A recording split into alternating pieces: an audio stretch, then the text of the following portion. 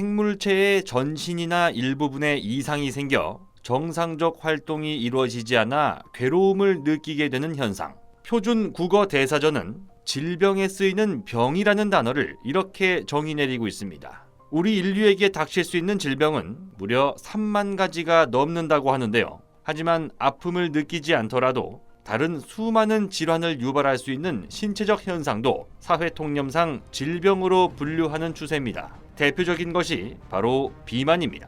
적정 수준 이상 뚱뚱한 사람을 가리켜 비만이라고 이야기를 합니다만 정확히는 체지방량이 지나치게 많은 상태를 의미합니다. 세계보건기구 WHO는 1996년부터 비만을 치료해야 하는 질병이라고 규정했을 뿐만 아니라 21세기 신종 감염병이라 표현하고 있습니다. 비만은 단순한 외모 문제를 넘어 관절염과 통증, 고혈압, 우울증, 당뇨병, 각종 심혈관계 질환 등 온갖 다른 질병의 원인을 제공하기 때문입니다. 게으르고 많이 먹는 습관이 비만의 가장 큰 원인으로 인식되지만 우리나라의 경우 소득 수준이 낮을수록 비만율이 높다는 통계가 나오기도 했습니다. 비만 원인의 최대 70%는 유전적 요인에 의한 것이라는 연구 결과도 있는데요. 그러나 실제 비만 환자의 90% 이상은 유전이나 선천적 요인이 아니라 원발성 비만입니다.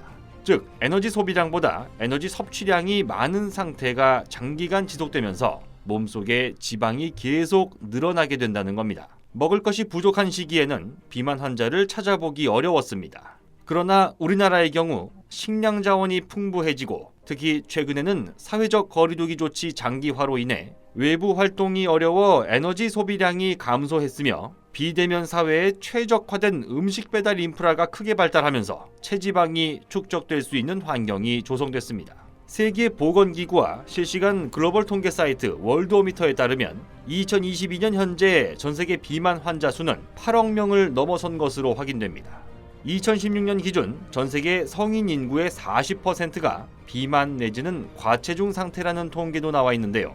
문제는 이러한 상황이 지속될 경우 우리나라뿐만 아니라 전 세계적으로 비만 때문에 지출해야 하는 의료 복지 비용이 급격하게 늘어날 수밖에 없다는 겁니다. 그런데 우리 몸속에서 비만에 관여하는 단백질의 구조가 국내 연구진에 의해 세계 최초로 밝혀졌습니다. 이 소식은 기존 비만 치료제보다 부작용을 줄이면서도 더 큰 효과를 볼 수 있는 비만 치료제가 곧 개발될 가능성이 높아졌다는 것을 의미합니다. 서울대학교는 지난 2월 14일 보도자료를 내고 서울대학교 생명과학부 최희정 교수 연구진이 극저온 전자현미경을 통해 비만 표적 단백질의 구조를 세계 최초로 밝혀냈다는 소식을 전했습니다. 연구진은 식욕 중추를 조절하는 신경 전달 물질 뉴로펩타이드 Y 수용체가 음식 섭취나 스트레스 반응 등 다양한 생리적 과정에 관여한다는 사실을 통해 비만을 비롯한 질병과도 연관성이 있다는 사실에 착안했습니다. 수용체는 우리 몸을 구성하는 세포에 존재하는 단백질인데 세포 외부로부터 전해지는 화학 신호를 전달해주는 역할을 수행합니다. 연구진은 뉴로펩타이드 Y의 3차원 구조를 극저온 전자현미경을 통해 세계 최초로 밝혀내고 어떻게 신호 전달 경로를 활성화시키는지까지 규명하는 데 성공했습니다. 한국기초과학지원연구원과 서울대학교의 극저온 전자현미경 선도 장비를 활용해 우리나라가 세계적 수준의 경쟁력을 보였다는 점에서도 의의가 크다고 평가되는데요. 우리나라는 세계 최고의 의료 복지 수준은 물론이고 선진국 중에서도 최고 수준의 의료 인프라를 갖추고 있습니다. 하지만 주요 백신을 비롯한 의약품 기술, 특히 바이오 의약품 분야에서는 아직 세계적으로 명함을 내밀 수준까지는 성장하지 못한 것이 사실인데요.